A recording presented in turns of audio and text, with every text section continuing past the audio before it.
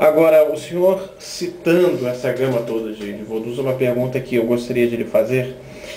Existem outras culturas também politeístas, né? Outras culturas que existiram ao longo da história da humanidade, culturas essas presentes na antiga região da Baixa Mesopotâmia, nas civilizações que se desenvolveram lá.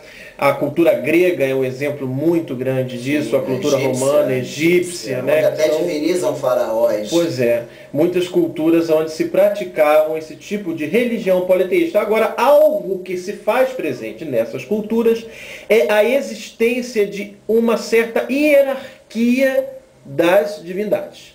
Haviam divindades que estariam acima das outras divindades. Dentro da concepção na cultura da Romé, que é o que nós estamos falando aqui, porque é a cultura que o senhor segue. Dentro desta concepção, existe também uma hierarquia das divindades que estariam acima de outras? Sim, quando você fala de culturas diversas, né, eu vou dar um exemplo de um faraó. Quando um faraó é divinizado, tá? Mas antes do faraó, existem as divindades criadoras na cultura egípcia. Na cultura africana acontece a mesma coisa. Existem voduns, podem ser chamados a matriz das divindades. São as divindades criadoras, né? Então existem sim divindades que antes desses ancestrais serem divinizados, já existiam divindades que são chamadas de divindades criadoras. Eu me refiro especificamente ao Ji-Vodun, que seria Lissá e Maú, o masculino e o feminino. São essas duas divindades que criam tudo, que criam o ser humano, que criam todo ser vivo. Então essas duas divindades são a base da cultura da Romé, Lissá e Maú, assim como outras culturas africanas. No caso da cultura Urubá, também eles têm duas divindades criadoras, chamadas Obatalá e Oduduia. Então existe essa diferença, essa hierarquia presente também no que diz respeito às divindades no culto, a que nós estamos nos referindo aqui neste momento. Então, assim como a presença da natureza, as divindades elas têm uma ligação muito pessoal, porque eu noto que as pessoas que praticam este culto, elas têm uma ligação com as entidades, como é o seu próprio caso. O seu nome litúrgico é Dahram Vodunum Lissá. E o senhor acabou de me explicar que Lissá é um Vodun. Então, essas divindades, elas, além de tudo isso, elas têm uma relação, elas têm uma ligação com cada um dos seres humanos? Claro, porque se você tem um princípio de que tudo o que existe foi uma divindade que fez, que criou, nós somos o fruto dessas divindades. Nós temos que ter essa ligação. O processo de iniciação da cultura do candomblé é exatamente isso. É preparar o corpo humano, o ser humano, para essa aproximação com as divindades. Então, nesse processo, o indivíduo ele passa por um processo de recolhimento e todo um processo ritualístico para que ele se aproxime de sua divindade. Primeiro tem que se descobrir qual a ancestralidade do indivíduo, né? Qual a herança espiritual ele tem, para se descobrir qual o vodun que ele deve se aproximar.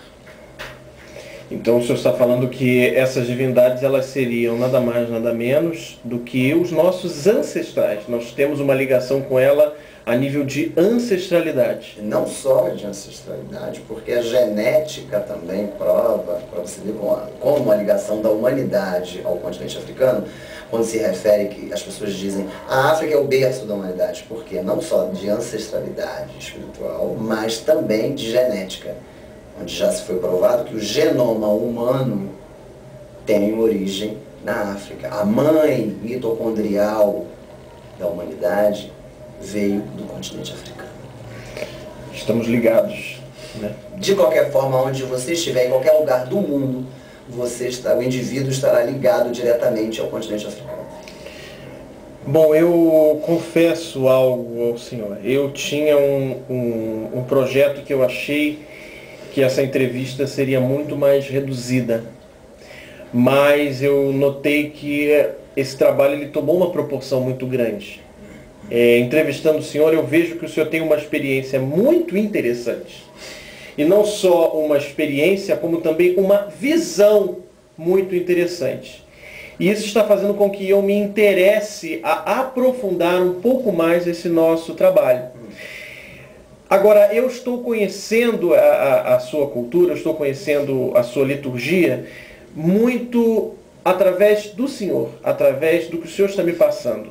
E eu gostaria de aprofundar um pouco mais esse nosso trabalho, porque eu acho que tem muito mais coisa que a gente pode explorar. E será que isso seria possível? Mas de que forma você quer se aprofundar? Eu gostaria de conhecer um pouco mais, até mesmo o procedimento do seu espaço religioso. Você quer conhecer a parte ritualística? Visitar, assistir alguma cerimônia. Tudo bem. Vamos fazer o seguinte. Eu posso até permitir que você veja alguma coisa, mas eu gostaria que você não me fizesse perguntas pertinentes à parte ritualística e nem da parte litúrgica, porque eu não estou aqui para comercializar os meus ancestrais e a minha cultura. Porque eu acho que o que estão fazendo no candomblé é monstruoso, estão banalizando a cultura e em vez de se estar resgatando uma identidade, estão descaracterizando a cultura. Isto é muito triste, é lamentável. Eu venho acompanhando o que acontece no candomblé nesses últimos anos e eu fico horrorizado quando eu abro um jornal e leio aberrações sobre a cultura. As pessoas estão comercializando a cultura do candomblé como se fossem receitas de bolo. O verdadeiro sacerdote, ele não comercializa o seu conhecimento e, infelizmente, o que mais temos no candomblé é um número de Ana Marias Bragas vendendo receita de ebó, receitas como se fosse de bolo, para pessoas que não são iniciadas terem conhecimento. É lamentável isso. Então, eu posso até permitir que você assista, mas que não me faça perguntas pertinentes à parte litúrgica.